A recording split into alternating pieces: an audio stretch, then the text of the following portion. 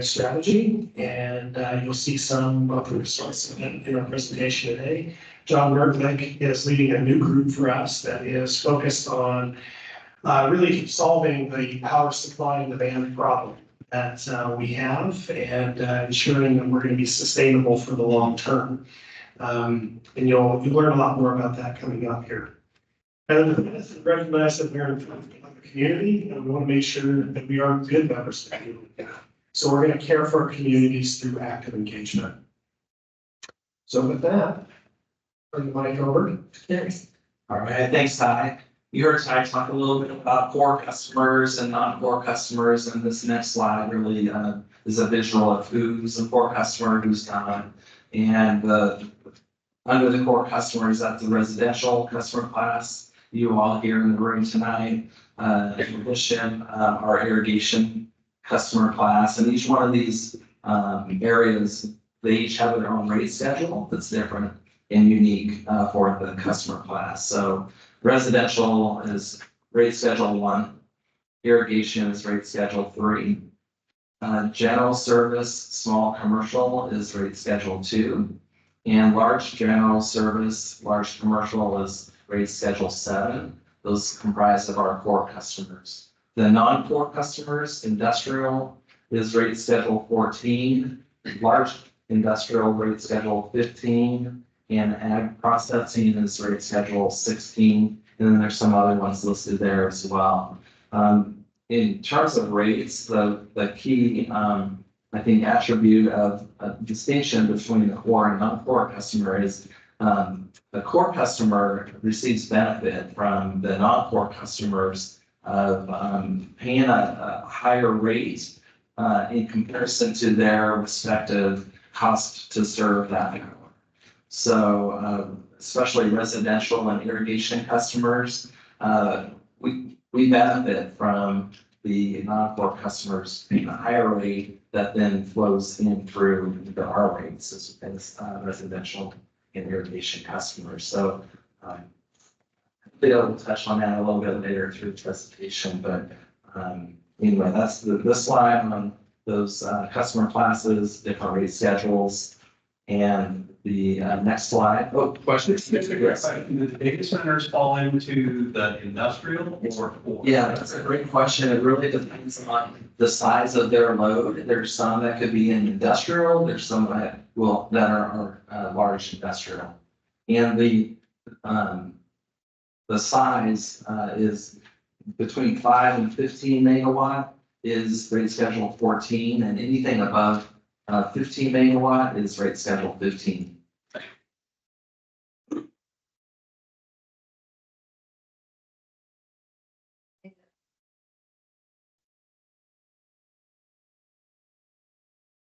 Yes.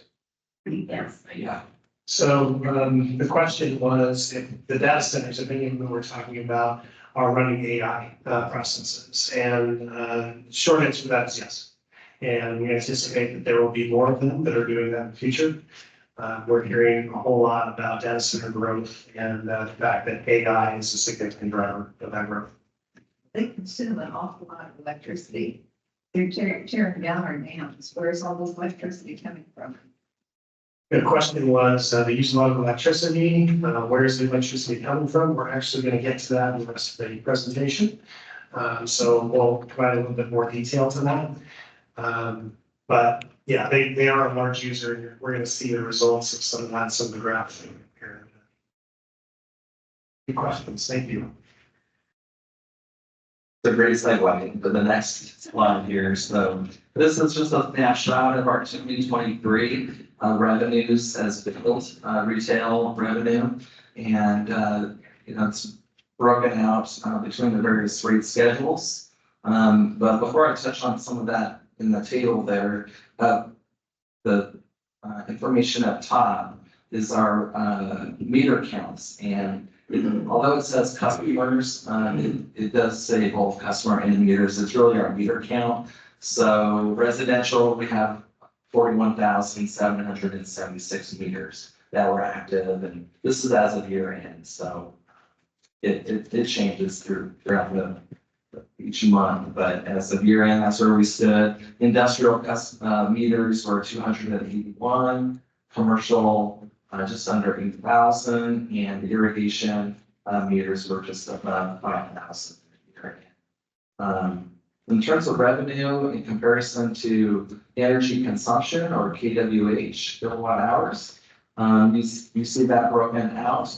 Residential rate schedule 1, just under 50 million of revenue billed in 23, and 895 million kilowatt hours. And so on the revenue side, that's 18% of the total retail revenue, and about 15% of the total kilowatt hours consumed from retail. And to your point, industrials, you see those between rate schedule 14, rate schedule 15, it's right about 50% of our revenue retail side is billed to the industrial customers.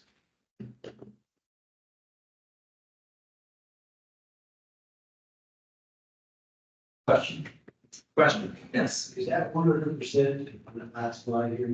At 100%, is that all the electricity we have? We're gonna get into that in some slides, but this is just the energy that was consumed.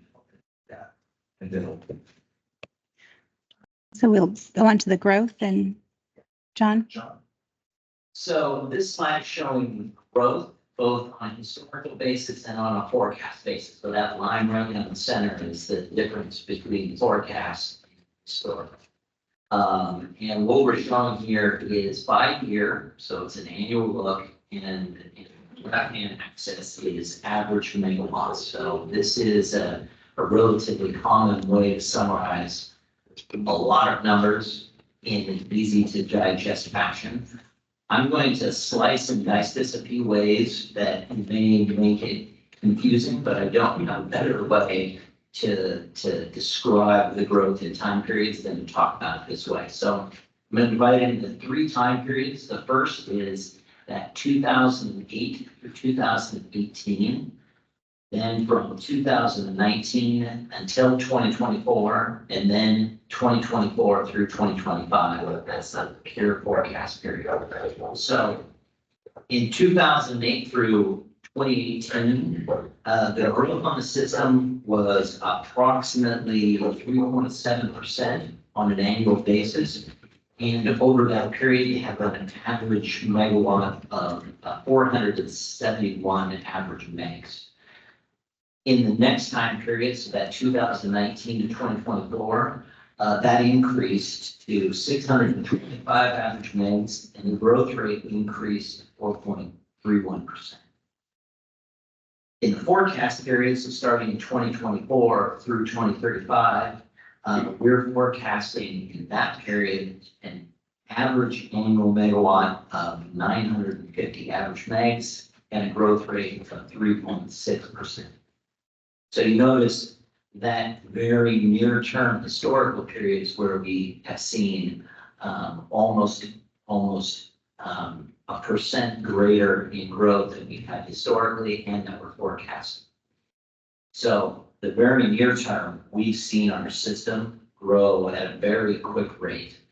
Mind you, even in comparing against ourselves, so that 4.3 versus that 3.7 in the historical period, in utilities across the country, you don't generally see these types of rates. So for most of my career, we saw 2% growth rates across many utilities in the whole country.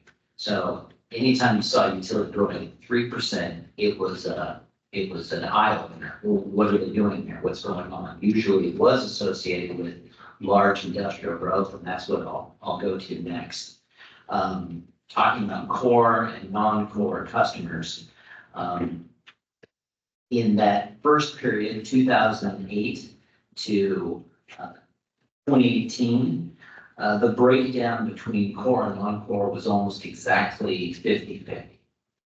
By the time you move into that next period, it's starting to swing towards non-core. So 54% non-core, 46% core.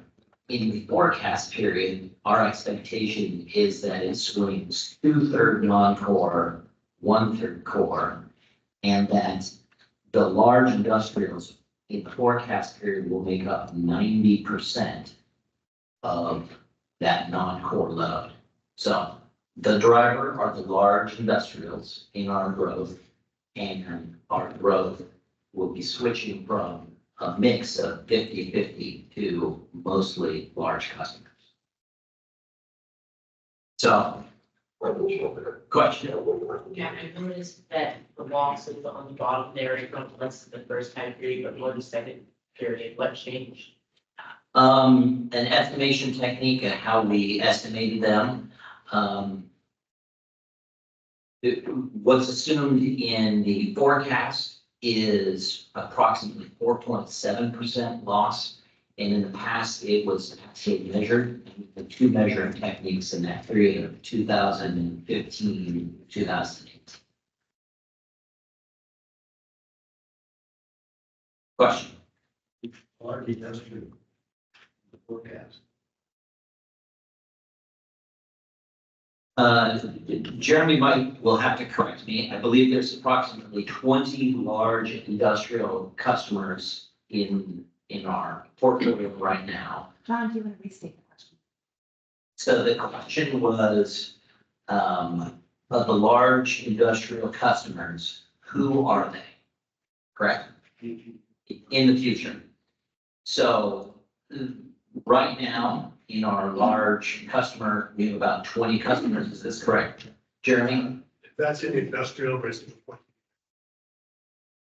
Okay, so that's in the industrial rate 14 and 15. How many are just in the large, Jeremy? That would be in the large, but if you look at the forecast going forward, that changes. We have a number of customers that are in the industrial class that will be expected to be growing into large industrial. So that number increases over time over the next 5 to 10 years.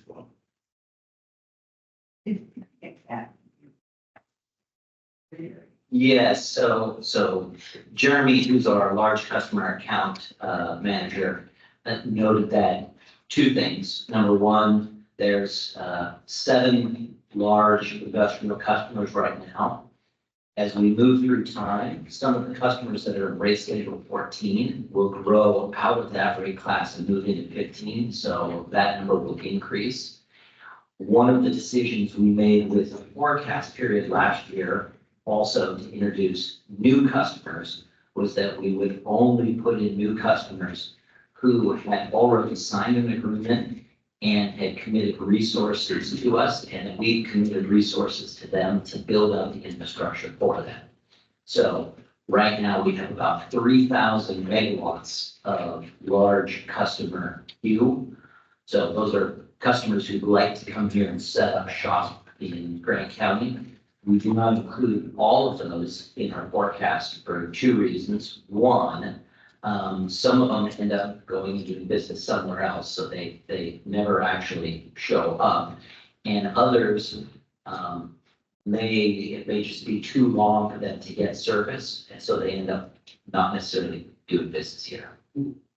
So some make an active choice to move on, and others just wait through time. Anything to add to that? Oh, covered. Okay.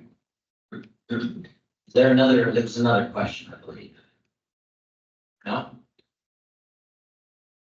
No more questions on growth, all right.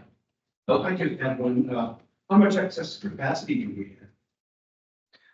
We're gonna cover that in the next few slides. Yeah, yes. So what is the total megawatt usage in the county right now? You generate about 21.5 under the dams, correct? That's That's the total usage here in Grant County. And if you said that already, I apologize. good. No, I have not said that. So the question was, what is the total usage here in the county? And what's the total generation at the dams, I believe? Looks like 2150. 2150 is the capacity. It's not what they actually generated at the dams. They generate approximately, on an average water year, a 50% capacity factor. So you would only see about half of that come out as energy. In a low water year, it can be less. Do we go back to the previous slide? That one. So, yes, so that's,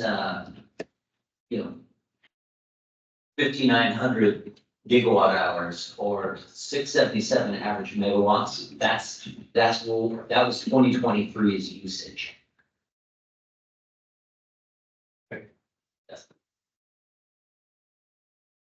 Chairman, so John, to add to that, or John's talked about also, we don't have 100% our estimate output of the project as well. John's moving forward here to just clarify that for you, because about 50% on the productivity of the dams, we have to share portions of that. I'll touch on that in one more slide. I promise I'm gonna get to a lot of great information. All right, so here is our average IRP capacity position. The IRP is our integrated resource plan. That is a plan that we do every 2 years. The state mandates that we do it. Why is it integrated? Well, because it's integrating all the different resource types, everything from transmission to all generation and all potential, whether you're going to own an asset or you've got a contract for an asset. So it's integrated across multiple resource types. A particular flavor of this capacity here is what's called the Western Resource Adequacy Program, which is a way for us to define our capacity needs and then network those needs with other utilities. So there's currently a work effort across the whole West to integrate some of the different capacity needs that a lot of utilities face. If folks remember MLK Day weekend, where we had cold snap, there were, across the Northwest, there were a number of utilities who entered energy emergencies. And they had to declare, hey, we might not be able to meet our requirements in the next time period, whether that was an hour or whether that was some other time period. That included Grant County PUD. This is a way for us to address that problem. And you address that problem by setting a capacity requirement on multiple utilities so that they can join a network. And then once they're in the network, there's a large enough footprint so that when some of those, or one of those utilities finds themselves in a short position, and that means they're not able to meet their requirements, or they think they're not going to be able to meet their requirements, they can go to other utilities and get assistance. So what you're seeing there is the load forecast that we embedded in the last IRP and the calculation that we're currently using to calculate our route capacity position. The important thing to note is that through time, that declining, we are getting shorter and shorter and shorter. And that indicates our need to have to go to the market to purchase resources to meet this capacity need. So on the previous slide, we talked about that growth. As that growth has increased, it has given us a requirement that we'll need to meet. And that requirement also has an added element to it that not only do we have to meet the energy need, we have to meet that capacity need, so that when the system is stressed, we can meet it. Is there a big even point where it's not worth growing? And we have to search for energy to keep our county going. How long will we do it? I mean, is there a sweet spot where they just can't sustain it? So the question is there a break-even point where it may not be, you may not find benefit in bringing on new resources versus your requirement? Is that a fair way to characterize it? point where we can't grow anymore without having to constantly bring in more engineers. When is it not be? Let's go to the next slide. So this is thematic of that exact, answering that exact question. So that red line is our growth through our system. So that is the load growth. That wiggly blue line is the benefits of the PRP system. Jeremy's already referenced, we have physical rights to 63% of that. We have financial rights for another 30% of the PRP, the pre-practice project. And right now in 2024, we are at the point of exhausting those rights. Now, we already go onto the wholesale market and make purchases both through our financial rights from the PRP system, but independent of those as well, so that we can meet all of our requirements. So that how we put that break-even point into our analysis is that when we do our integrated resource planning, we do it with what's called a least cost methodology. So whatever requirement we see in our modeling environment, we make the models execute on a least cost basis. So there's almost never something that I would call a break-even point, but it's part of our method that we always meet it in the least cost fashion. And then that's what we take out to the marketplace, either through an RFP, a request for proposals for people to come back, which we currently have one, or if we're just going to go contract with power. Get to your question in just a second. One of the things I want to explain about this chart that is pretty useful to understand, given our history. When Wahoo pre-strap dams were put in, the total load in the county, so the amount of electricity served in the county, was about 2% of the output, total capacity of the dams. So it was 90 at that point. Interesting thing about those two dams that they got put in is that they took the place of what would have otherwise been a federal dam. And because we got the rights to do so, it came with strings attached, which meant that anything that we didn't use here in the county, we had to sell at cost to regional utilities. And we only got to reclaim power as our load in the county grew, as the amount of electricity used in the county grew. So growth has allowed us to reclaim more of that power rather than selling it at cost to other utilities in the region. And another important thing to understand is when that growth is in non-core, in particular industrial customers, as it has been, we charge them more than it costs to serve them, and we use that in order to keep core customer rates low. So growth on the industrial side has been a benefit for us up to this point. As John's pointing out, we're now at the point where we've exhausted that resource, and we're going to look for other resources that we're going to continue to grow. We are committed, and commissioners, the leadership of Grant PUD, in making sure that we continue to protect access to pre-strapping projects for more customers. And that has been an explicit ask from the commission that we are working on plans for right now.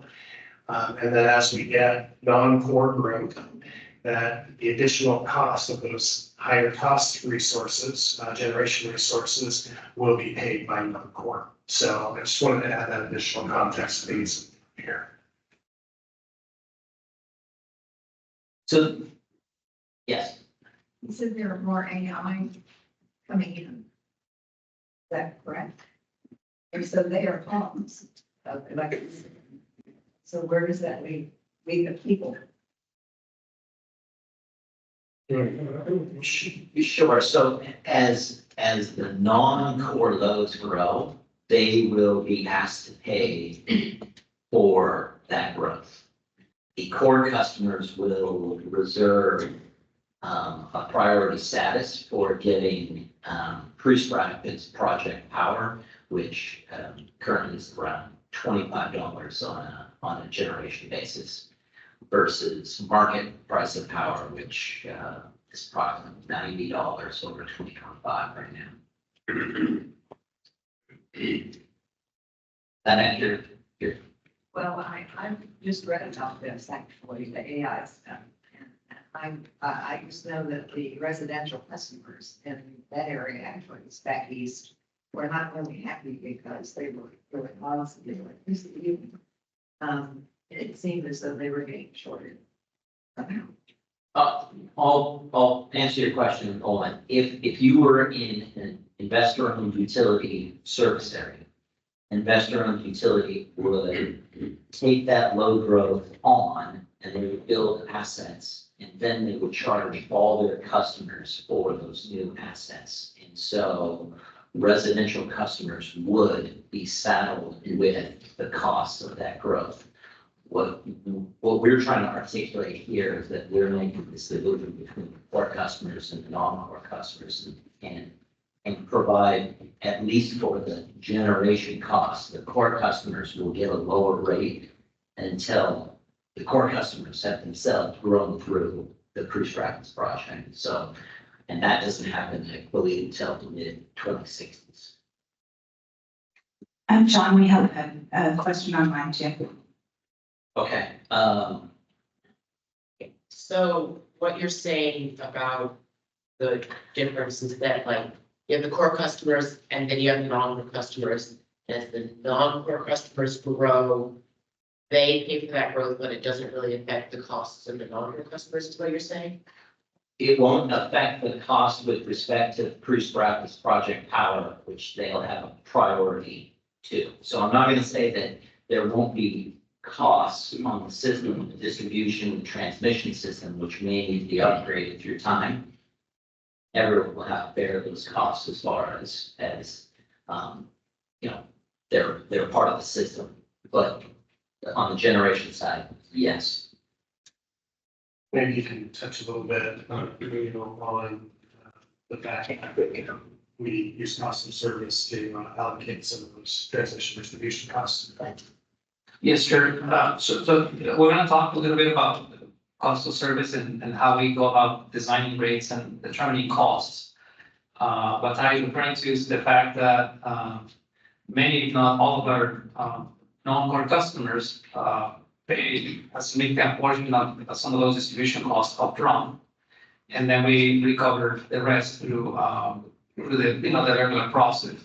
So there's a little bit of a protection there for everybody else in case, I guess, some of those customers were to leave the system and be able to leave the standard cost. So to the cost allocation, we try to determine, a fair way of splitting those costs among the different classes. Usually based on what we call like cost allocation principles, meaning those customers that are causing the cost need to bear the responsibility of paying for those costs. So our question online from Sam are, what price is at cost? And I believe what he's referencing is the cost for the hydro project right now. Is it over 0.02888 or 280 per kilowatt hour? So do you have a cost of what the project is? Coolio has a spreadsheet, so I'm gonna reference him, see if he finds it. Otherwise, I believe it's 2.5 cents for 2023. Yeah, then I want to have it, but it depends really, I guess, on how we interpret, the cost. The latest number we calculated was around 2.2 cents per kWh of what we refer to as generation related cost, which will include the PRP production. Yeah. So if that's a particular number, we can publish back out to the chat or through communication that finalized. Yeah. Thanks. Doesn't know how, well, we've got less water this year because we didn't get snowfall and stuff. Are they gonna cut back on letting the .com spam so that they don't take all of our electricity? So I think the question is, in a low water year, do we? Right, in low water year, do we make any restrictions on power? Fair characterization of your question? But coming forward, are you going to cut back on letting .coms expand their projects in Grant County? So they're not taking all the electricity and then us having to purchase and then ours having higher rates? So the short answer is not for the reason of having a low water year. That's a normal risk that we try to mitigate through other methods, but the Northwest, because it's a hydro-based system, has suffered from water variation for years.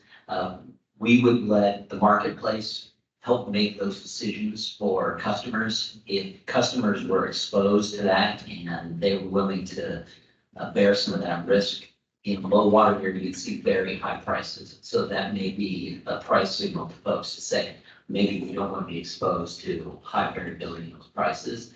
But that's not generally, we wouldn't say we would mitigate our growth for that variability. I know that you were looking at other ways of getting more electricity because we're running out. Or we're getting shorter than what we had before. Yes, We're looking at different options to go to for more electricity. that's an amazing segue. So let's go to the next slide. So beyond hydropower. So with each slide, you've seen an additional, you had growth. Not only did you have growth, you had an extra piece of capacity, and that was a layer of the problem that has to be solved in the future. And then, well, our current hydropower is a great capacity asset. It does suffer from water variability, so there's another wrinkle for us to solve. The last one here is, well, we're gonna have to go get resources, but one more layer of the problem is we have some climate mandates through the state, through the Climate and Energy Transformation Act. CETA, it prescribes that by 2030, our portfolio needs to only have 20% fossil fuel generated electricity, so, and no coal, so essentially that's just natural gas. And by 2045, it's 100% fossil fuel free. So there's a clean carbon-free component that we need to be able to build into all of our future planning. So one, and the pictures on the right-hand side there, those are the things that we are analyzing either through our IRP, explicitly through our RFP. Starting at the bottom, solar energy. So anybody who was at the workshop today saw that we are currently considering both solar and wind energy as resource candidates that have come through our RFP. Solar is very inexpensive, but it comes with variability. Wind is also relatively inexpensive, but it comes with variability. And so that has to be integrated, that and sometimes increase your capacity costs. Hydropower, that will always be part of our base generation here in Grant County. That's the PRP project. We have actively researched hydrogen. Hydrogen's feasibility as a resource, lots of development risk there. There's currently not a clear path to commercializing that type of generating asset. That could be in future. And then the last one that we continue to investigate and take very seriously is the small modular reactors. That's again, a resource that looks very promising, but right now, as we look at it, there's more than some feasibility risk in terms of commercializing it. There's not actively outside of China a built small modular reactor park.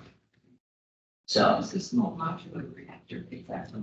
the small modular reactor, it's got a couple characteristics. So one is, so the question was, what is a small modular reactor? So it's a nuclear reactor. It's built in ways so that it can be constructed in a factory. So similar to the way that a lot of the reactors that are built in both China and France are built in a modular form so that they can create a part. If something fails, they can just go to the factory, get that part. That's not been historically how nuclear reactors have been built in the United States. They've been site-specific and idiosyncratic to the site. And so they tend to be very expensive. How they overcame that expense is they built them very large. So that's the last characteristic of SMR is that they're relatively small. What about fusion? So when I started in the power business in 2001, fusion was 30 years away. It is still 30 years away. And I would love to say that there's marked development and hope there, but it still appears to be 30 years away. So a few hands went up. Did I answer that question?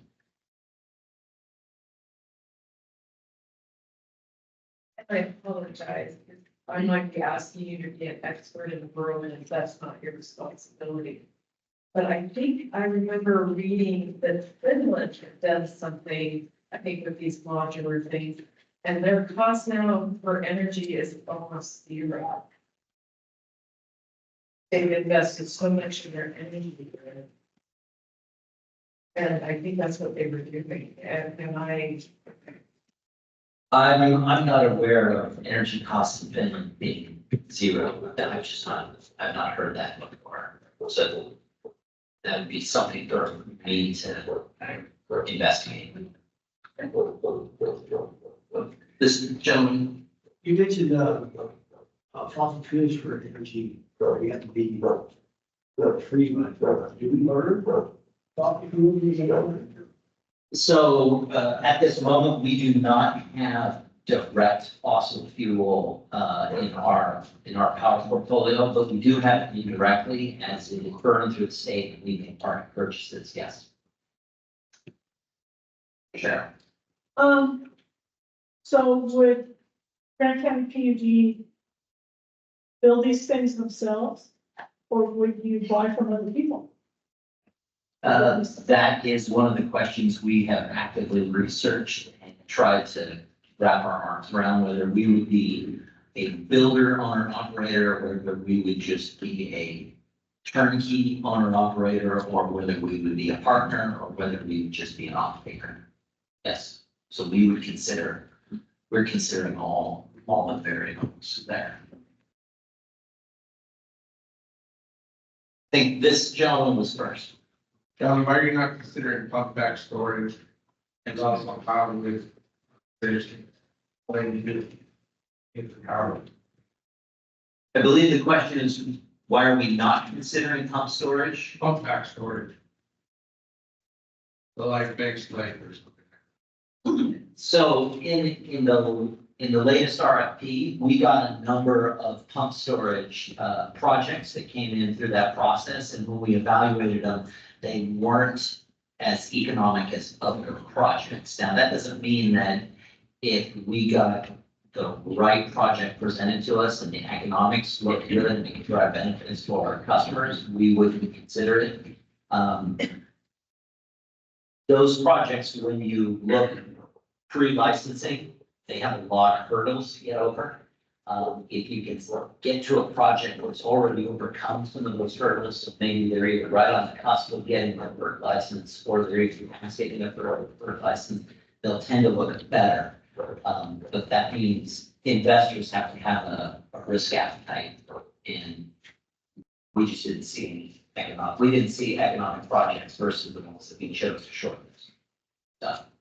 How about conservation? Can conservation play in this part? Yes, so we're starting our emergency response journey now. We've got two programs, one with crypto and another with irrigation that is going to be Irrigation for the future. Irrigation for the future.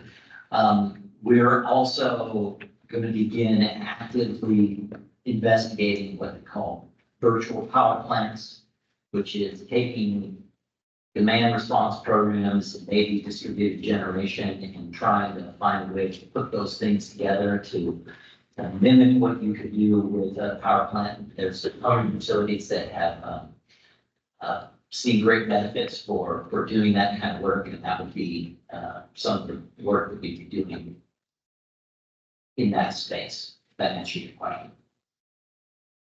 Yeah, so my question is, looking at both wind and solar, since you have an RFP out there, is the thought process, having, like in other states, the big solar farms where you've got X amount of acreage that's filled with these, or are you actually looking at potentially putting these, on residential homes so that at least your second largest, customer base, residential, could be not only generating enough power for their own home usage, but excess power, to be brought back to the grid, so to speak. Is that part of that RFP as well, or is that a new idea being brought to the table? So I don't know how to characterize that as a single question. Yeah, sorry. I'm trying to parse it. So I'm gonna let Ty deal with the net metering piece. As far as the RFP goes, we are looking at existing or near-term bring to market solutions. And that's really driven by that rack position that you saw. So it needs to be a technology that is already proven out and that can be put steel in the ground, whether we're an owner or whether we go through a PPA. That was our choice up front with this RFP, is to say we wanted an easier choice for us, so it had to be proven technology that was utility scale. As far as the smaller projects, that's probably something we're more open to considering in the future. But again, we want to get ahead of this resource adequacy program capacity position that we know we want to join RAF. And so we're giving ourselves, let's try and deal with that with a larger swath than a smaller swath. Yeah, the net metering piece is the, solar panels on homes, solar panels on commercial businesses, that sort of thing. There are some utilities out there that are offering programs that focus on those kinds of installations, but they're few and far between. And it's because they are frequently difficult to end up being a overall financial advantage for the utility. And this is again, one point out that we are owned by the people we serve. And so we don't have two masters to serve here, which is a great place to be. Ultimately, we're not going to get into business trying to program together that is going to be beneficial for our customer base as a whole, even if it ends up being beneficial for sort of individual customers, because we don't want to, essentially socialize that cost. So not to say that it won't ever happen, because if it turns out to be financially viable, we will absolutely look into those cases. We just want to make sure that it makes sense for all of our customers. So there's no things I need to do. So if the homeowner, is it feasible, giving like some advice to that? I don't like to get into giving advice to whether the solar panels on your house. But what you see in Washington State is a significant variability in electricity prices for residents. So we're the third cheapest in the state. I believe we're still third cheapest in the nation for residential rates. It's hard to make a lot of that financially make sense for most homeowners. It just is.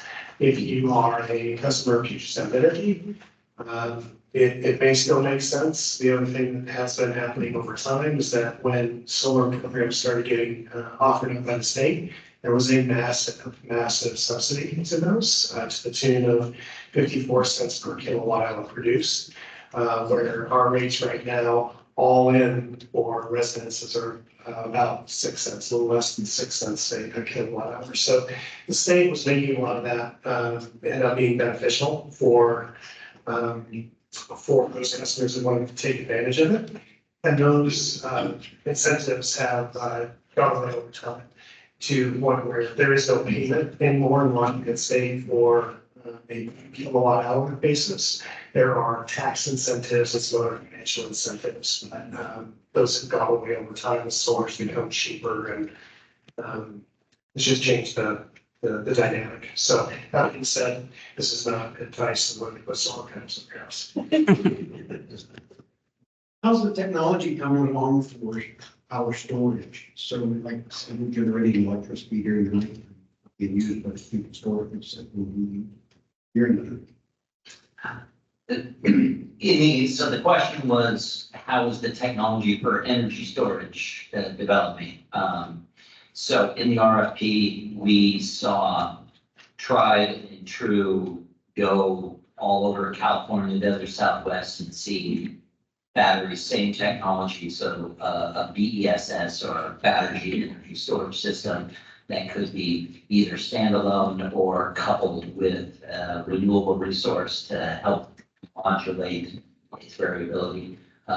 Those are commercially available, and we saw cost effective or at least cost competitive versions of projects come through our RFP. So I think that's right now a tried and true technology.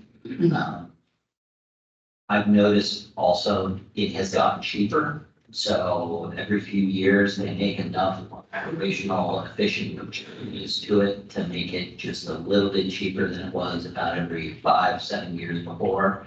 And my expectation is they'll continue to scale the economics there. Yes. How much of your portfolio is carbon-based generation? And second part of the question, what's the impact with coal going offline? Is that going to have an impact in Grant County? So two questions. First question is how much of our portfolio is fossil fuel based or has a carbon footprint in it? It has a carbon footprint in it. And the second one, how much will coal coming offline impact Grant County? So I'm going to deal with the second one first, only because I think it will be easier.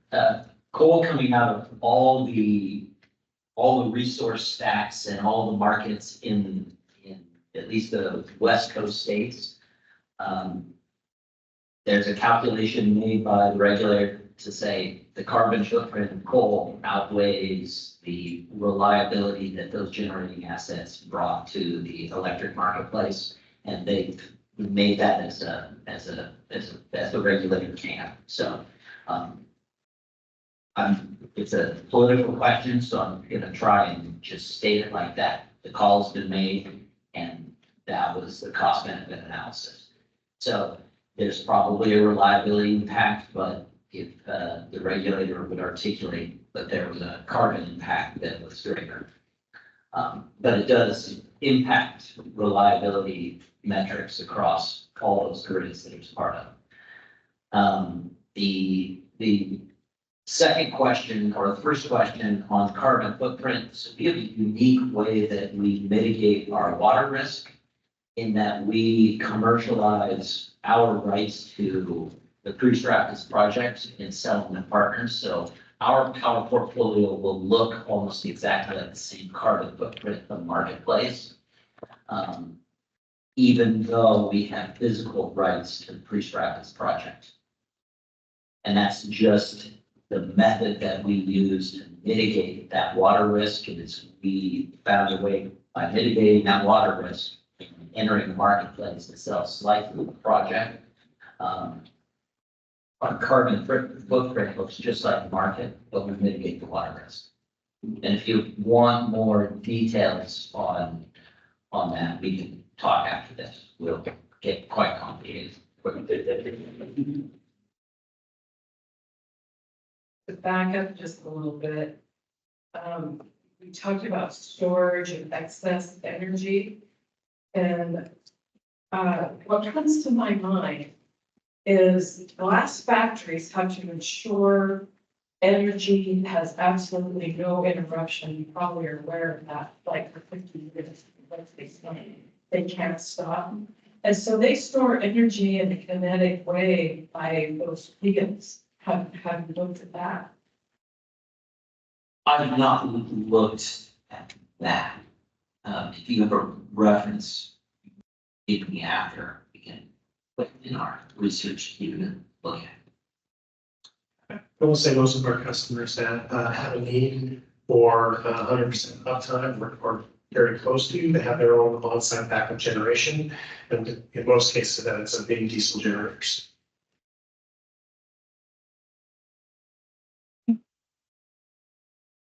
On to the next slide. Yes, my slides are done. Yeah, Julio, tag. So we go now, talk a little bit about the weaknesses and, the remaining losses.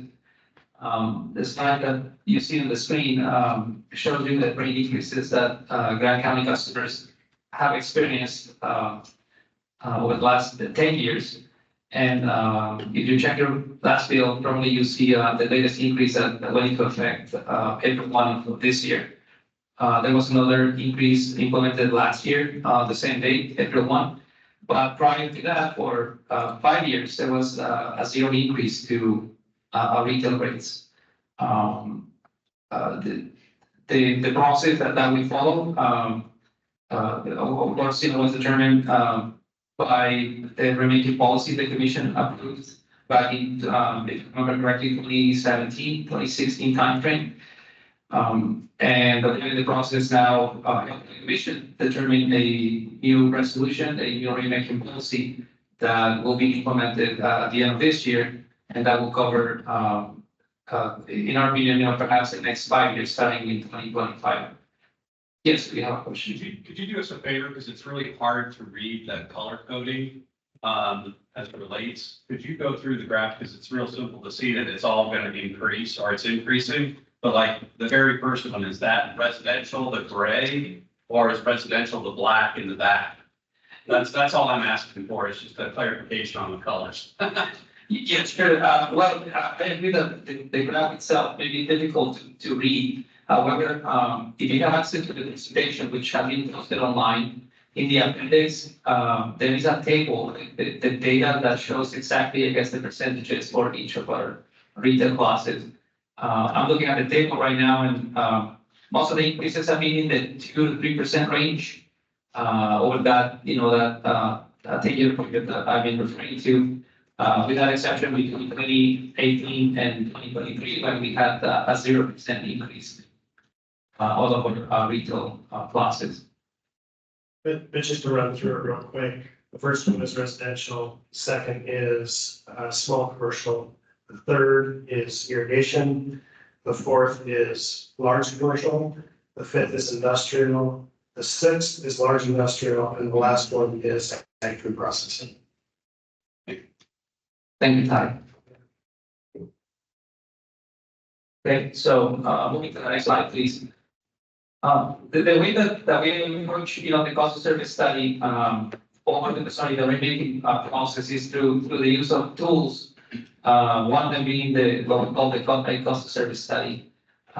This is a methodology that is widely used in the industry, especially for electric utilities. That is intended to allow us to estimate, the rates that should be paid by each of our customers or customer groups. And trying to approximate the costs that are being incurred to serve each of those classes. Now, here at Grant, there are certain parameters, criteria that we use in developing that cost of service study. We just highlighted 3 important facts here. The first one being that we utilize, as I mentioned, some of those industry standards, industry methodologies to develop our study. We use actual cost and usage, so we try to reflect how the system is being used by each of our customers, aggregated, in rate schedules, the way we serve them and the way we build them. Of course, our rates are intended to collect, cost over time. As we know, our assets last for many years, 20 years, 30 years. So our cost of service process, our rate design is intended to collect those as they depreciate, so that we can align people benefit from the assets, as they're using them, and of course, as they pay the use. Next slide, please. So in terms of, the principle that sort of guides this process, first of all, of course, when we do an approach the cost of service study and in our analysis, we, need to make sure that the revenue we collect and the rates that we are going to charge our customers is going to provide the utility with, enough revenue to cover, our expenses, all of our costs, financing costs, operating costs. The next thing we look at is, so the next principle is we also make sure, or at least attempt to make sure that our rates reflect the cost we incur. And by doing so, we try to send proper price signals to our customers. And we do so by, for example, charging like a basic charge, which reflects the cost we incur to provide customer service, customer support, billing, meters, and things like that. And of course, we charge for certain classes like demand-based rates or volumetric rates, which vary with the amount of energy that each of our customers use. And lastly, we make sure, or we in our process, we try to make sure that the changes that we propose to the commission and the changes that are being approved provide customers with predictability and that are acceptable to the customers. That you can, of course, plan for them and budget for them. And we of course do not impact the customers significantly, to rate shock. Now, when we approach the cost of service study and we provide recommendations to the commission, that is just a tool that they use. They look at a cost of service study as one of the factors they take into the decision process to determine and arrive at the rates that they ultimately approve. So it is really the commission who ultimately determines what is fair to our customers. And of course, they are able to balance, all these principles based on the policy that they approve as part of this process. Next slide, please. Sorry. Now, I mentioned that there is a policy that commission follows, and currently that policy is provided by a resolution that was approved last year. The resolution number is 9039. That resolution is very similar to the one the commission had previously approved, which was resolution 8768. And in our opinion, and by our opinion, that means around rates and pricing group, we understand it to have or accomplish four main goals. The first one being that, the commission intended with that policy to provide for gradual movement of our rates over time, over that 5-year period I've been talking about. And they also set certain goals, certain goalposts or parameters that provided that directionality to how our rates were moving for each of our classes. The next goal was to make sure that any of those rates, any of those changes that were approved for any of the classes were also stable and predictable, so that we didn't introduce any rate shock for our customers. And also important is the definition. I think earlier we were talking about that preferential access that our core customers have over PRP. So through that resolution, the commission also determined who core customers were, and Kerry already touched on that. And they also define, how much of the power that's being produced have to be used first to serve our core load. And then just the goal number 4 that I referred to here are just, all the directives and compliance items that were included as part of this document. Next slide, please. So last year, we actually conducted this cost of service study, and we were using data from 2021. What we found, and this is sort of, you can view it as a snapshot in time. So we took a picture of our costs at that time. We analyzed the consumption patterns, usage, cost, of course, and we determined, okay, if we were to collect 100% of the cost, specifically from each of the classes as we estimated based on the cost of service study, how our rates compare to that, what is the gap between how much we're collecting from each of the groups to how much we are actually incurring to serve each of those groups. And these are the results. You can see that the core group, in particular residential, schedule one, and irrigation, based on our analysis, are being served below cost of service study, approximately 27 to 29% below what is costing us to serve those classes. On the other hand, if you look at industrial customers, rate schedule 14, or the large industrials on the rate schedule 15, we have estimated that they are actually paying above cost of service, up to approximately 50% on top of what is costing us to serve those particular classes. Yes, You need black for that. For the big customers, and what I'm saying, push that. 49% above. A lot of the service, they're basically funding us. For customers, they're paying for us. Do you ever have to struggle with that? Do you fight against that? yes, so the question is, if we have any pushback from our customers, paying above cost of service, anyone wants to, I mean, I can touch on that. So do occasionally hear about it, but I would say that this is not unusual. We're not the only utility that does this by a long shot. And keep in mind also that Grant PUD is, a very reasonable deal regardless of what rate class you're in. And so the industrials that have been able to locate here are still looking at very favorable rates compared to what they're looking at elsewhere. And Tom, I want to speak to that. Yeah, I would just say if you're the third lowest in the nation, 50% is still pretty darn cheap. Just saying. So I had the 29%, negative 29% in mind. Explain, that you cost me. I mean, just give me an idea how much of a residential person be paying if you're paying for. Yeah. yeah, so the question is, what will be the rates of full cost? It's based on an estimate, it's around 8 cents, 8.3 cents per kWh. You're welcome, sir. There is a question back there. You're looking at shifting 7 to 3 ag stuff. How do you envision this chart playing out with that shift?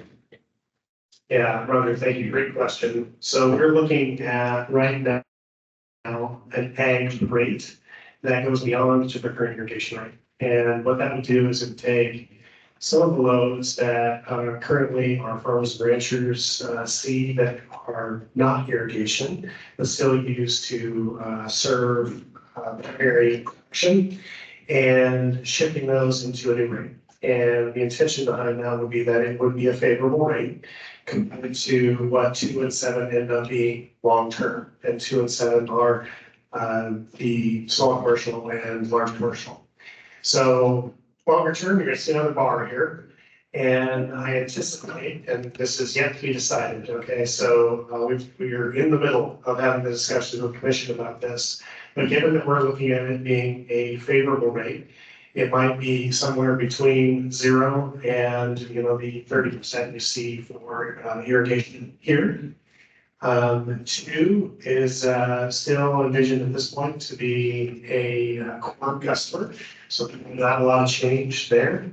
And 7, we're still having to think about whether the remaining customers that are in the large commercial but not ag would end up being customers for non-core customers. So it's yet to be decided. They remain core customers. They might look very similar to what they look like on this chart.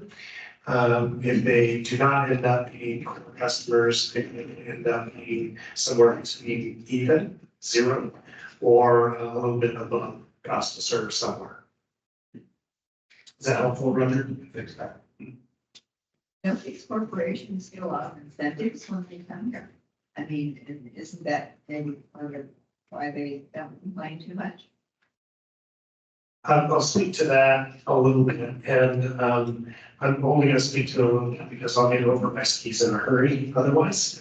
We're utility people, so we don't get into economic development, we don't get into tax incentives and that sort of thing. But I do know that Washington state law does prohibit local areas from offering tax incentives to companies to locate in their area. And so I will say, I know that much. I do not know anything else beyond that, and I don't want to get out beyond my skis on that.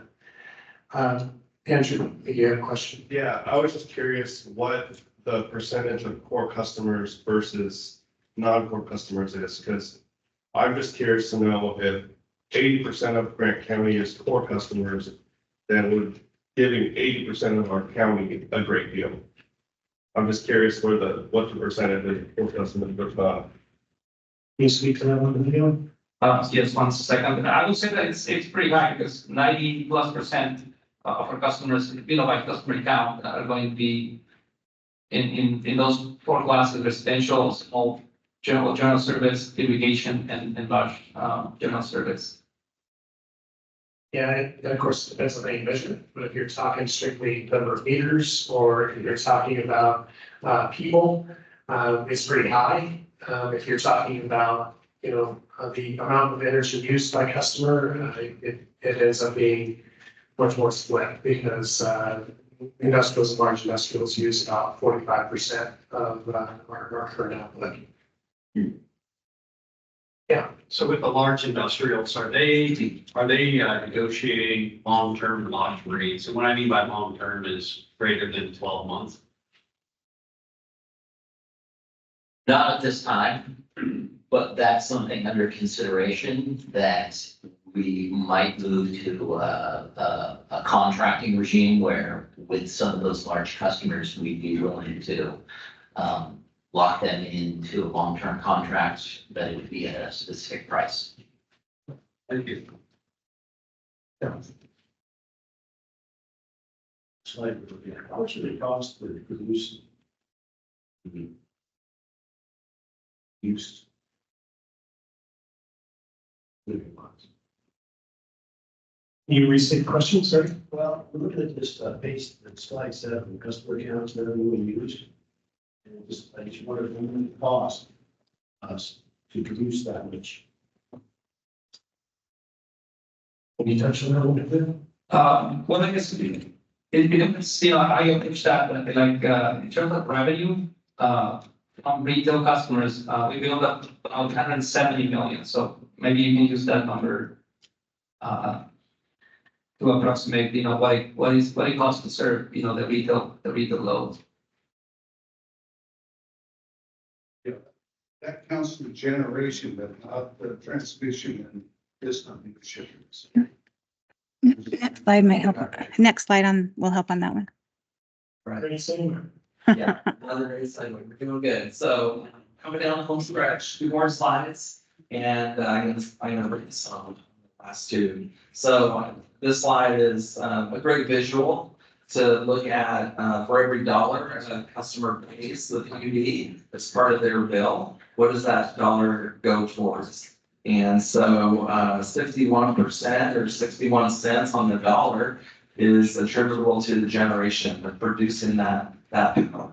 Once it's produced, then we have to get it delivered, right? So it goes through our transmission lines, and that is about 5 cents to the dollar, goes towards transmission.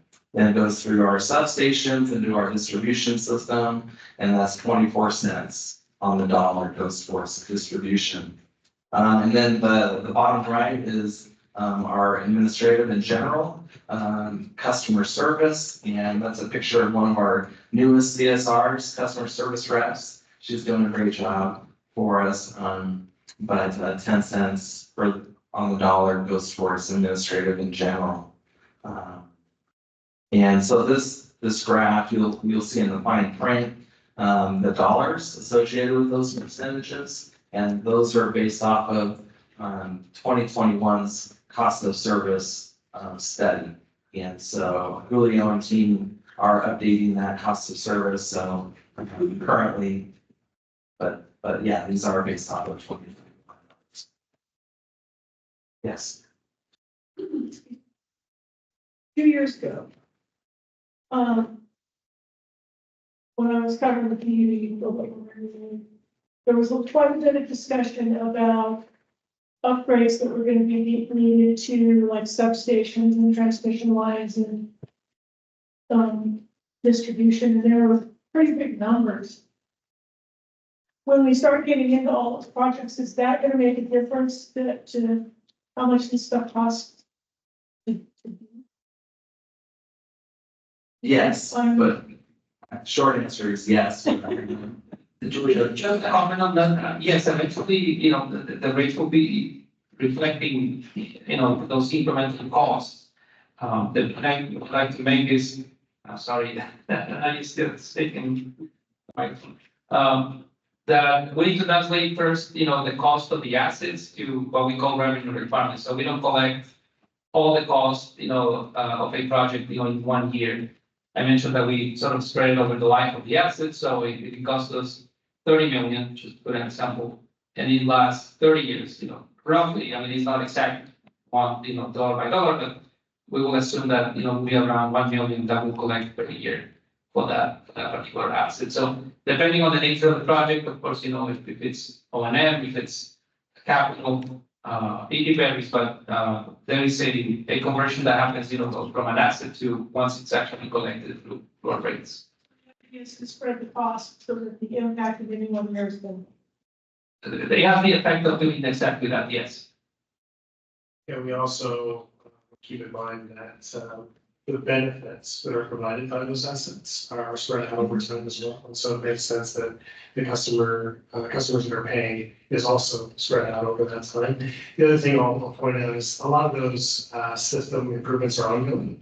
So some improvements have already happened. We're continuing to make improvements. And so when you see this reflected here, there might be changes to it over time, but I would not expect it to be drastic in terms of how they're dividing up. Just quickly, it looks like the total's about 200 million in 21. And so in 23, it was 272 million in your revenues. You had about 30% increase in 2 years. Yes, in terms of revenues, you can see those swings, but it also has to do a lot with what John was talking about in terms of like wholesale revenues. We include fiber, so that all the components as part of the numbers. What's really important, I think, about this particular graphic is really the percentages to give you an idea of for each dollar, where it goes to. Oh, no, I know that. I'm just saying, in 21, you only had $200 million of revenue. In 23, it's 272 million. It's significant revenue. So you need serious. Can you speak to that difference? Yeah, so one of the drivers there is the wholesale market prices. So we have some components on the revenue side that are fully driven by the wholesale market. And since 21, we've gone from approximately a $30 to $40 market to a $90 to maybe $120 market on average. So you're more than doubling the value marketplace. And when we take part of our product to auction every year, the unique thing about a hydro asset is it's got the highest quality capacity of any asset out there. And so it's very, very valuable. And so you can get these big swings on that wholesale market. Yeah, just to go back to some of the earlier numbers we were talking about, we didn't have a rate increase in 21.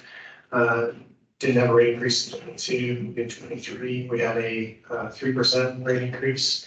And then April of 24, we had a 3% rate increase. So certainly not all coming from retail buyers. Right. Great question and good eye. I didn't know if it was growth or more pricing or a combination or something. Yeah, but it's mostly selling outside the market. Slide before we open up for Q&A. So where does the cost show up on your bill? And so for residential, it's comprised of really two pieces: basic charge, which is a fixed daily charge, and I have the chart here. It's 59 cents. per day for the basic charge. And then an energy charge, and it's a block tier. There's only one tier for our residential rate class, and that's 4.868 cents per kilowatt hour. And there's some other line items that show up on other customer classes bills, like a demand charge. Residential customers don't have a demand charge today. And what that is based off of for other customer classes is the 15-minute interval, highest peak during the bill period. There's a demand charge associated with that peak. And so one of the items that we have on our IT roadmap is updating our billing system and customer portal. We've heard from several residential customers who have interest in seeing what their interval usage is. And so we want to open that up, coming out of our advanced metering infrastructure project a few years back. We have that data now. So it's something to look forward to, although we aren't currently charging the demand charge for residential rate, Schedule 1. And then the fourth one over is a capacity charge that just shows up on our irrigation rate schedule 3. And it's a fixed amount based off of the install and build horsepower of the pumps serving that load. Yes.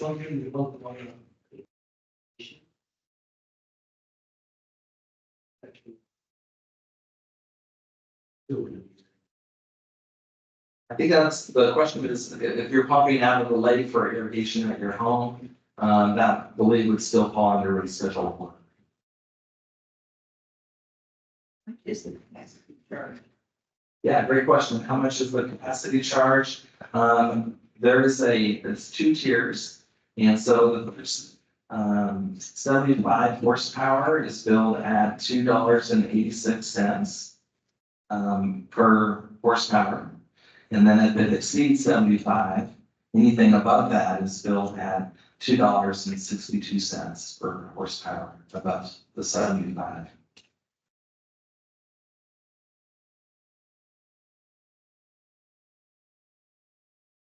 Question? Do you guys have,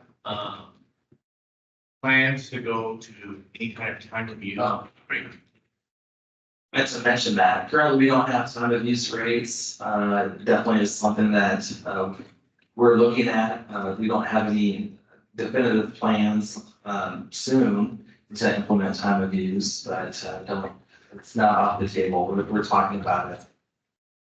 Yeah, one of the things that we're certainly recognizing as just the student business continues to evolve, and we get constraints in the amount of power that we have and the amount of transmission that we have, is that we may have to get a little bit more creative with some of the products that we offer to our customers. So that could be a time of use rate, for example. Haven't had a need to up to this point because our base rates have been very low, but where it offers some advantage is the ability at times to incentivize customers to use less power during high value times or peak use times, so that we don't have to build distribution, we don't have to build transmission, we don't have to build markets in order to end up serving essentially the same average load. So if we offer a rate that ends up saving customers a little bit of money, so that they run their hose dryer after 8 p.m., for instance, that shifts that amount of power to a lower use time, and then the peak doesn't need to be as high. You don't have to build out as much distribution and the transmission. So ultimately, if we do end up doing that, again, similar to what we were talking about on the solar situation, it's got to be one that ends up being a good benefit to the overall utility, and then ultimately, as a result, the benefit to all of our customers. And ultimately, we're only going to succeed at doing that if the new programs we offer end up being a financial benefit to those customers who sign up for them. So we got to have the right mix of those two in order to find a situation where that will work. Lots of other examples out there, but time and use rates will be something that we are considering in the future. But when we make a decision to do, all those elements come together and work well. Ty, if I may just for a brief second. We have two door prizes that I think you all got tickets for when you came in. And Annette, can you tell them what the prizes are?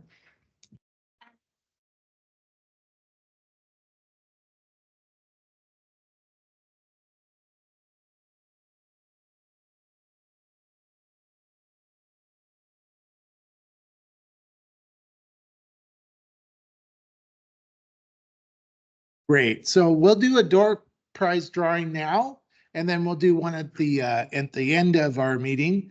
We're entering into the question and answer portion of the meeting. You all have had some amazing questions so far based on the presentation, but we want to make sure that we have plenty of time. If you had follow-up questions based on what you saw presented, or if you have other questions or comments that you think that are important for us to hear, please raise your hand. Jeff in the back there in the black shirt has a microphone. And I know that I don't like speaking in a microphone. Most of us don't. But since the room's big and we have people online, if you don't mind using the microphone, we'd really appreciate that. And that way we'll be sure to hear your question up here too. So Annette, would you like to do the first name for our door prize? Hey, all right, Wayne. Okay. Okay, and then if you stick around, we'll do one more drawing at 8 p.m. or when we're done with questions. So again, thank you all very much. You've been wonderful so far, and we're excited to hear your questions and comments.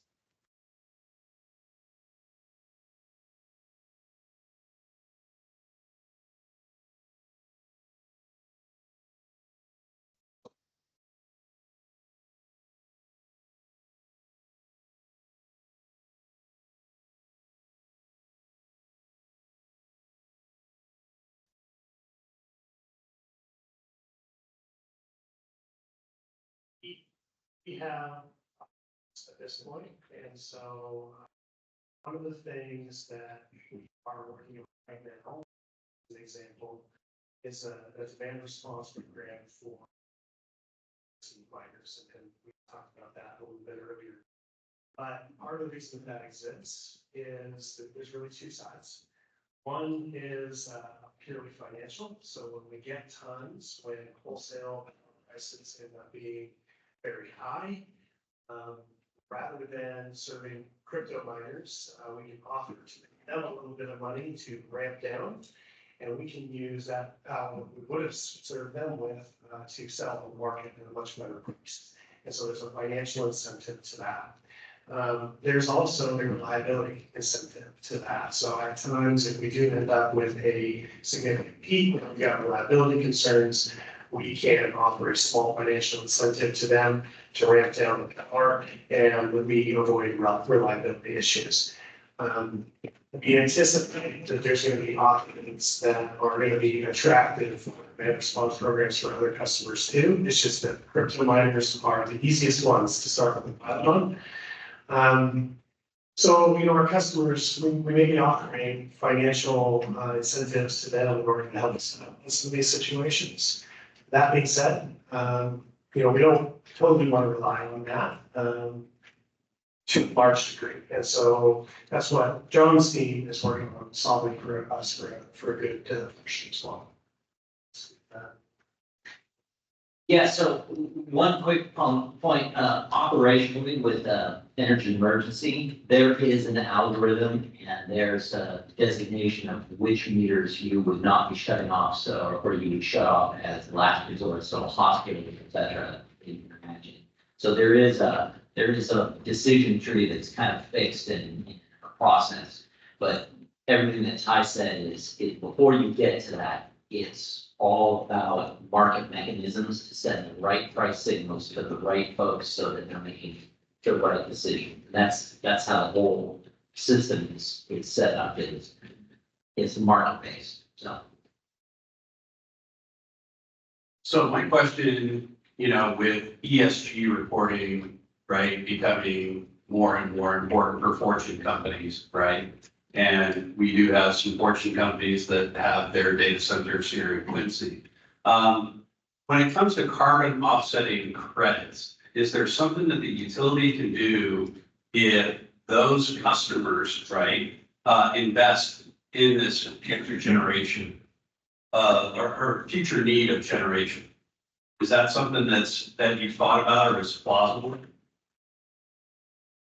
So I think the question is there a way for companies who have a self-imposed decarbonization program to reflect that in our choices about building out the future? So they can come to the table and say, hey, we'd like you to bring on more renewable energy. Well, also because right, the issue is generating power. Correct. Right? Okay, so if you have Fortune-based companies that are willing to invest, right, in the solar farms or the wind farms, right, that we as the residential customers can still benefit from, is there an opportunity, right, for the utility to go to those companies and offer that carbon offsetting type of benefit? Yes, we have a rate schedule. Yeah, we do have a rate schedule for that right now. So if a particular customer wants to see a particular source of power, we've got a way to serve that, and they can come and specify their source of power. We can provide that. And the rate at which we do so is based upon whatever it costs in order to get it, plus margin. So we can do that currently. I will tell you that we haven't had a whole lot of interest in that at this point, but it could come to that at some point. Thank you for clarifying. So I'll add to that, as we just gone out for an RFP, and what the market has supplied back to us was almost across the board renewable generation. So recognize that even though directly we haven't seen the demand through that rate schedule, indirectly through the marketplace, at least in the United States right now, renewable generation, if you're just asking, can someone bring me generation, it's probably going to be renewable generation. You will have to specifically go and search for other generation, dispatchable, i.e. natural gas generation.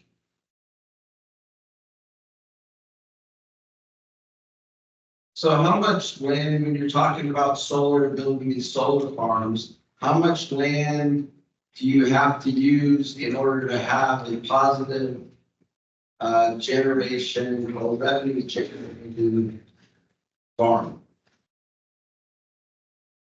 I think the question is maybe what's a break-even point for a solar facility? Yes. I would have to, unless Paul Dietz knows, just because he might know things, I will have to research what the break-even point for a solar facility would be. But that should be a relatively known number. Are you talking about the actual land needed? Yeah, so if it takes an acre to make it profitable, or So it's about a section for roughly around 100 to 110 megawatts capacity and connected right. thank you. So that's 648. Hi, thanks for coming tonight. Appreciate it. I have a two-part question for you, in capacity. So according to the International Energy Agency, the largest component of the AI is the large language models, or LLMs, as you're probably familiar with. And they increase the AI usage, and for data centers, they're estimating 10 times. So in other words, 1,000%. So just like here in Moses Lake, where we have a water issue, sometimes during the summer, we have to conserve and not use it. Is that something that you folks are considering as far as limiting what type of AI or what type of component is allowed to be used in service? That's the first question. And then the second question is, the Port of Moses Lake is coming out with their tax increment financing bond. It should be voted on. Roughly 45% of that is for transmission lines. And so the question is, will you folks be able to deliver the power once they have the transmission line set up? Thank you. So, first question, I think I heard two parts there. So one was, what is the impact of the large language model within AI? And how is there a method for curtailing it some sort of way? Right, in other words, will you limit the type of services that the data centers can actually provide because of the extreme high usage? Versus, let's say, what they're currently doing, some of the other aspects of it. So I'll ask Paul to jump in here. Paul Dietz is our Senior Manager of Business Intelligence, Market Analytics, and he leads the load forecasting function for us. So with the large language models, the most consuming part of them is when you're teaching them. So when they take them to market, they actually see a slight decline in how much power it takes inside the data centers. But when you teach them, it's a very, very high demand because you essentially have to, feed them an entire language at a time. So as far as us curtailing them, that's not something we would be in the business of doing because that's going to reside in one of our customers' data centers. And that would be essentially us going in and telling them what type of business to do. The only place where we've actively looked at trying to understand that is where we believe crypto mining is occurring, because that's been an item that we've queued up to say, hey, we don't necessarily want to be here just for monetizing Bitcoin for people. But with that one aside, I don't know how much of an appetite we'd have for going inside of other people's business and telling them what they should and shouldn't do. There's what I would just add, we have been asked by commission to figure out how we can build some of the infrastructure we need to serve the growing load faster. Because, we're hitting limits in transmission, we're hitting limits in generation. If we're going to continue to foster the growth that's desired, we're going to need to build out faster. However, we've also been asked to look at industry diversity. And the real reason for that is because if we get too heavy in one industry, it adds business for us. And ultimately, our customers are wearing that business risk. And so that is going to be something that we are working on for the future, is not to end up too heavy in any one industry. And, something happens to that industry, we get drastically financially harmed. So. Yeah, if we could just touch a little bit about AI. I've heard a lot of folks talking about AI just generally. And it could sound scary, particularly the way that the media are talking about AI. One thing I did want to make sure everyone was aware of, we're already using AI. It stands for artificial intelligence. And any time that we ask a computer to do work for us, we're engaging in some form of AI. So our data centers process information in the computer processors. That is AI activity. So I just want to let folks know that all that really is happening here is that people are starting to use these processors more intensely, and they're demanding more processors to be available so that they can do even more computation similar to what we're already doing. So the growth is society asking computers to do more work for us. And that's why we're seeing this. This isn't anything new. It really has been going on since the invention of the IBM computers in a long time ago.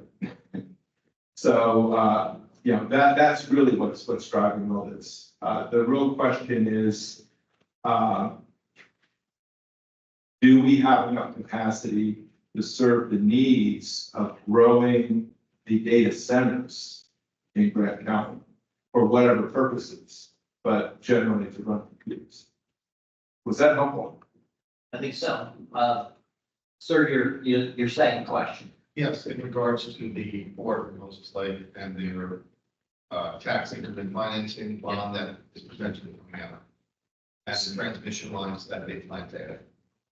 So we've recently gone out for an RFP for all source energy capacity. So we're entertaining bringing on resources to meet our load and capacity needs right now. So as fast as we can do it, we will meet the growth in the county. But for any of the constraints that we've outlined tonight, I mean, our intention is to be able to meet the load that we see happening. Because part of that bond is 160 million for transmission lines. So if they build out that much, you know. And we touched on a little bit in the earlier session today. I think something that people might not realize, the transmission is very expensive. So the 500 kV system, that's going to be about $2 million a line. It's quite expensive. And especially in the West, historically, we've not been integrated with transmission. And now that we're becoming generally more urbanized, and we're recognizing, oh, we've got to be connected to other urban centers. It's just how we're going to have to function. It's an expensive proposition, and it will affect all of us.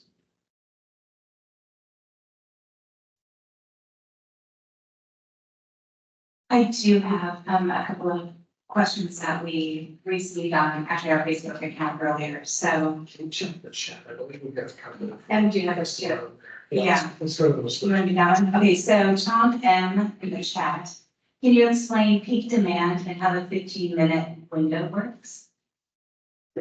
Yeah, so 15 minute demand intervals is really just the kilowatt hours on a 15-minute increment. And so it's pretty simple. So arriving at a KW to bill for the demand charge, you would take that 15-minute kWh interval and multiply it by a factor of 4 to arrive at the kW. And then that kW is then times by the demand rate. So hopefully that answers the question, Wayne. Yeah. Highest for 15. Yeah, the highest during the bill period. Yep. Also, is there an incentive for large industrial customers to add solar to their building? Right now, we don't have a specific incentive to add solar. And again, this comes back to some of what we talked about that even applies to the residential side. If we end up with a situation where it can end up being financially beneficial to both the customer and us, to the utility in general, that might be something we can certainly pursue in the future. There's those kind of incentives, but we're not quite to that position yet. I started to say this earlier, and then I got off on a little bit of a tangent, but we're recognizing that we don't have the people power that we're going to need to develop some of these programs in the future. And so we are adding a product development group to my team that will be responsible for exploring some of those options and then coming up with time of use rates and whatever other programs that end up being beneficial for us in the future. So we are adding one of those things where we haven't had the people to do that up to this point.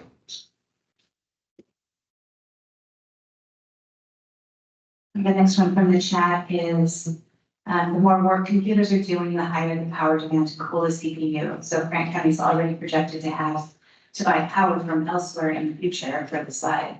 Why and how will we need demand from data centers?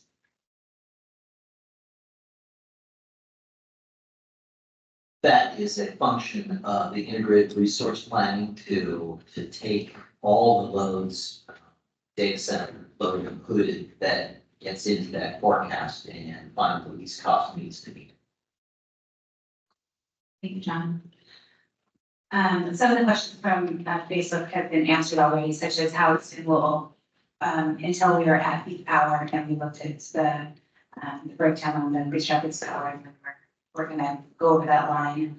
But also just some concern from our customers regarding raising the rates, and how will this affect folks that are on a fixed income and discounts. So Perry, do you want to talk a little bit about your discount program?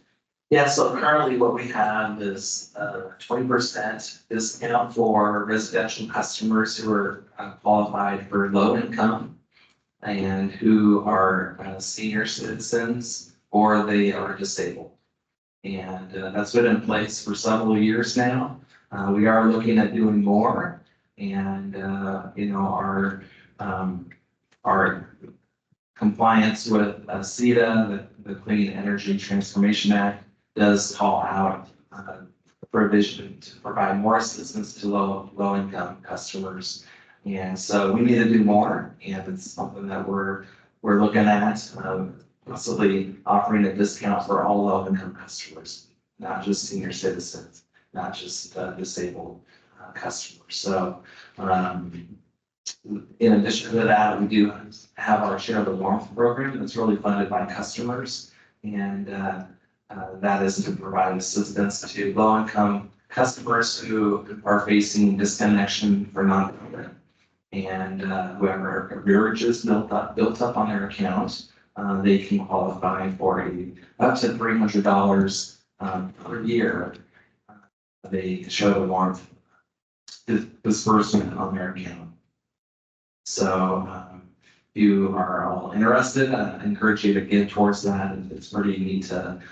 We see that in my area on a daily basis. Customers that are really struggling and need that assistance, and they are very appreciative when they do qualify for Share the Warmth, so they don't have to get disconnected for non-payment. Any other questions? Yes, Mike. Non-rate related, we're saving that. I'll send. You pay. The way you stop lasting staying, get any taking down the night. Curious what's taking. So I'll jump into that one. So first of all, we're customer people and energy supply people up here. But not all that long ago, I did work in power production at dams. And the fish issues like in our world are huge. They are absolutely huge. They're not getting we got a lot of pressure to reintroduce Chinook above Grant PUD Dam. And there are programs going on right now that are heavily supported by federal agencies, by the Biden administration, by legislators in the region, and obviously by a lot of our tribal folks in the area. So that's one element. But I think everyone's probably been a little more aware of some of the desires to tear out the 4 lower standard dams. And while there are obviously impacts to our dams on the river, on our fish resources, I mean, there's no question about it. There's been a tremendous amount of mitigation in order to account for and reduce the fish that are affected by those impacts. We have a program called No Net Impact. It is something that we've worked out over time as part of our relicensing in 2008 with the agencies that we license with. And the entire goal is to get to a point where our mitigation makes up completely for the impacts that our dams have on the resource. We've made steady progress toward getting to that point, and we are right there. In fact, just a little bit of interpretation difference between us and the agencies on whether we are there. We believe we are.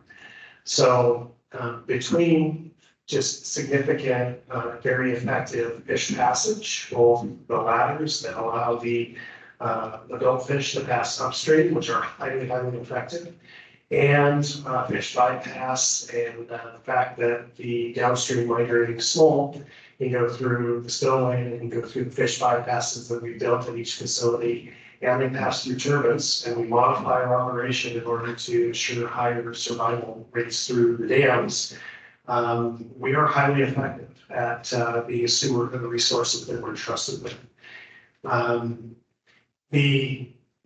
There's no fish finders on some of the federal projects upstream. So Chief Joe and Grant PUD do not have fish passage. That is problematic. It's part of the reason that some of the tribes up there are looking at some other means to be able to get fish above Grant PUD Dam. The lower Snake River dams do not have that problem. They were built originally with fish ladders. They pass fish, the adults upstream, they pass the downstream migrating smolt downstream. Are there impacts? Yes, but those facilities are actually very, very similar to ours. They've got hatchery programs, they've got fish survival modes of operation of those dams, and they are not having near the impact that ultimately they are being blamed for. There's several studies out there that have happened since 2008 that show the impact of fish have been very, very similar on dammed rivers versus undammed rivers across the Pacific, across really the entire west of the U.S. And there's not enough attention to the fact that the undammed rivers are also seeing those impacts. So ocean effects are having an impact. I don't think that they're well understood necessarily, but pointing to some of the dams that are installed right now, whether they've done a significant amount of work to mitigate the impacts or not, is an easy scapegoat target. Grant PUD, and I think I can say this with our commissioners in the room, we are unequivocally in favor of the lower Snake River dams. The other part of the equation is we talked a whole lot right here about regional, Grant PUD, but also regional concerns over the amount of generation and transmission required in order to meet the load that we're being estimated. Hydropower is a tremendous resource. It's base load, you can ramp it up and down. It fills the gaps for solar and wind, which are intermittent resources. And it is not valued at the level that it should be, and it hasn't been for decades. Removing those would have not nearly the impact on the fish resource that is thought to be by some groups. And it would have a tremendous impact on our ability to serve customers in the region. I think you said it out there. I'll just say that. So we are 7:59 and we should have full of your time. We do appreciate everyone coming this evening. So we will draw another. As we kind of close out, there is a QR code on the screen behind me. We really do want your input and the goals for today that are on the board there. You know, how do we go forward with our rates? How do we allocate costs, address increasing costs? How do we leverage low rate strategy? In 20 years, who do we want to be? As a community, how do we want to grow? So those are questions that we want your feedback. Our commissioners want your feedback as we determine what go forward. So I do want to thank everyone, and this is actually from online. So Sam Rathbone, you have won a $50 gift certificate. So and just to address the online people, there's some questions that have come through, and we will get those answered. Yeah, we'll do that after we get done, probably sometime tomorrow.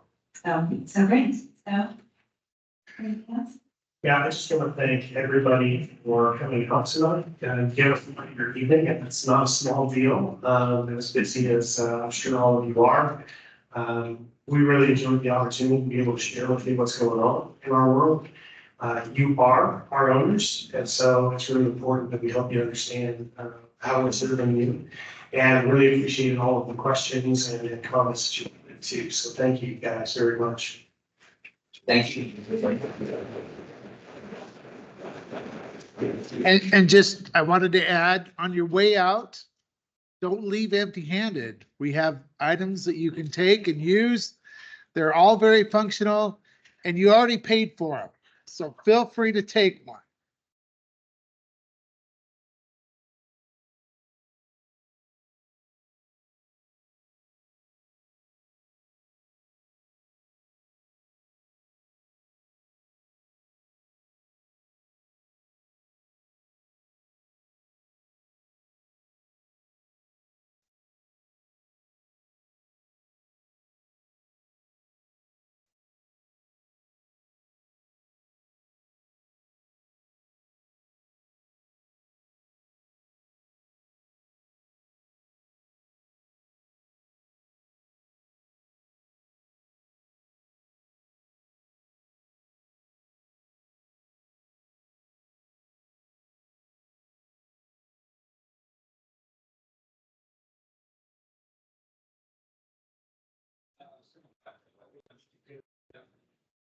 What's important?